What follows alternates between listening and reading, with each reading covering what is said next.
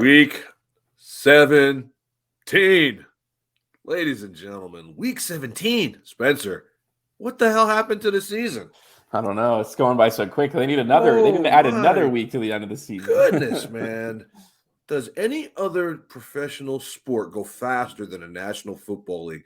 We are sitting here, New Year's Eve, World of Matchups, Blue Milk Boys Gaming, breaking down Week 17 in the National Football League, and I'm just blown away. This is the best time of the year because guys are playing for seeding, guys are trying to get rest, all types of shit is going on, Spencer. What's happening, man? Happy holidays to you and yours. How's everything going? Oh, everything's good. Yeah, ready for the Raiders season to be over more Oh, than God. anything. Because the excitement's in the off season for the Raiders this year We'll for me. we'll get to those bums later, but first, let's break down what could really be a marquee matchup here in the National Football League. Two surging teams. One is a shoo-in for the playoffs. One's trying to get to the playoffs miraculously.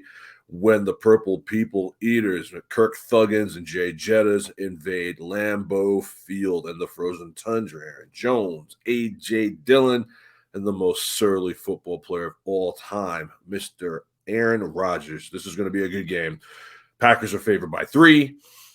It's going to be cold right now. It's 30 degrees in Green Bay. Tomorrow it'll probably be around the same around game time, maybe a little cooler, but right now I haven't seen a forecast of snow or any inclement weather. So hopefully we can get a clean game and the Stars can do what they do. I know a lot of fantasy championships are riding on these star players.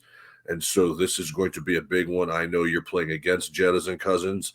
I have Jettas and Cousins. Spencer's playing for 100. I am playing for $3,000.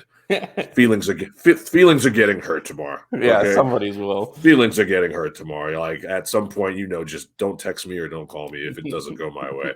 So I'm going to take the Packers here. Believe it or not, I'm going to take the Packers here. I'm going to take them to cover the spread, and I'm going to tell you why. Number one, I have felt all season long, and I've said it all season long, that I believe that the Vikings are frauds.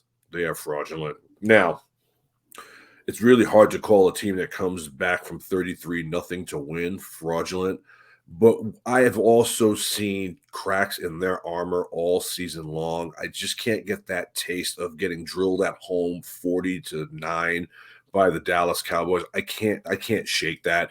A team that is constantly in one possession games, I can't shake that either. I mean, I know they're winning these games, but there's a lot of lucky bounces to the Vikings seasons if you have watched them carefully. Kirk Cousins in prime time is a real thing. You know what I mean? This is not a primetime game, but it will be cold.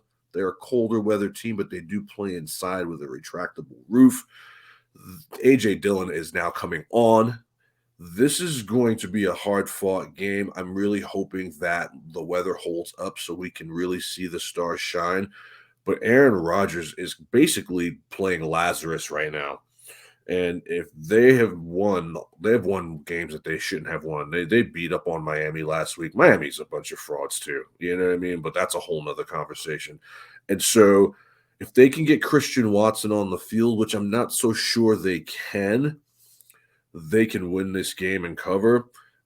I've seen this game before. Remember when Dallas went to Green Bay and we were like, Dallas, Dallas, Dallas, Dallas. And what happened? Now it took a couple turnovers to do that. But as much as I hate to say it right now, Kirk Cousins, even though he's been playing at a high level, is a turnover quarterback. I'm a little concerned about taking the Vikings on the road anywhere. I know they had a very nice win in Buffalo. That was more about how Buffalo didn't play versus how the Vikings did play. And so I'm going to take the Green Bay Packers here. I could see a field goal that wins it. I could see a push. I don't see blowouts at all. I see a ground game that's going to control clock, and I see that the Vikings' possessions will be limited. I feel like whoever turns the ball over more obviously will lose this game, and I could definitely see that being Minnesota here. Green Bay needs the game more, Spencer. They're trying to make the playoffs after having a horrendous go of it here over the last 7 or 8 weeks. They're getting hot.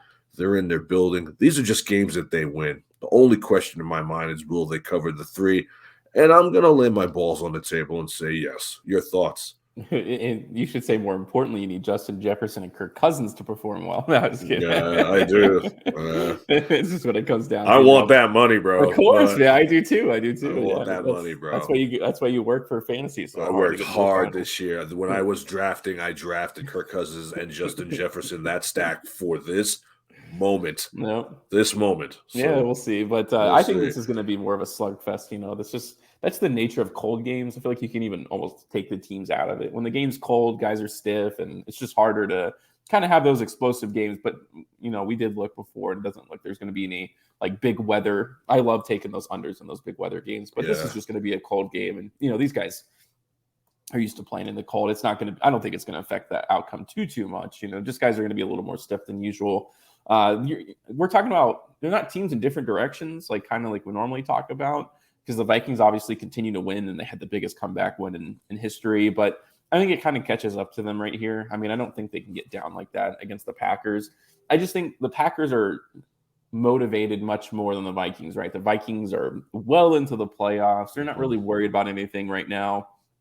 And I think we kind of saw that against, maybe the Cowboys game where they just felt like they were on top of the world. They can't be stopped. And then they face a real playoff team and they kind of get punched in the mouth, right? Mm-hmm. And the Packers obviously can't afford to lose this game or they're like out of the playoffs. So I like the Packers a lot in this game. I'm probably going to take them on some sort of tease, the Packers, because I don't know. The thing with the Vikings is it's so hard to read them. I don't usually like to bet their games because they're bipolar. They have very polarizing games. Like either way, I guess they do play a lot of one-score games. So if you can get them at a plus point, that seems like the perfect opportunity because they're going to lose within one score. But I don't know. I just think that the Packers are playing their best football right now, which is when you should be. It's not that the Vikings are playing bad football, but I don't know. They're just a really inconsistent circumstances are falling on the Packers side. I'll take the 3-point favorites who are desperately trying to get into the playoffs at home. That's really what it boils down to. As will I. And believe me, I like the Vikings more, but the circumstances are favoring the Packers here. They played the Packers week 1, and Jay Jettas got off to a nice start. I think he had like 161 yards. Yeah, and that's also part of it. When you play 2 touchdowns, rivals, it's so hard to beat division rivals twice in a row. It's so hard. I mean, Jair Alexander had a bad day versus Jay Jettas. They're going to be ready for him. Let me tell you, if I do collect this money, they're going to earn it because the Packers will not lay down. I mean, they did a decent job on Tyreek Hill. I mean, granted, Tua was concussed and threw 3 late picks, but they did a good enough job to win that game. I think it was more about what Green Bay did in that game versus what Miami didn't do.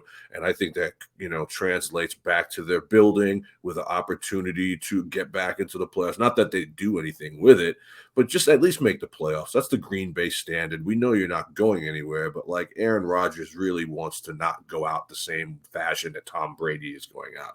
And so I think they'll play hard, and I think they'll cover the 3. World of matchups, Blue Milk Boys Gaming. Happy New Year, everybody. We're out.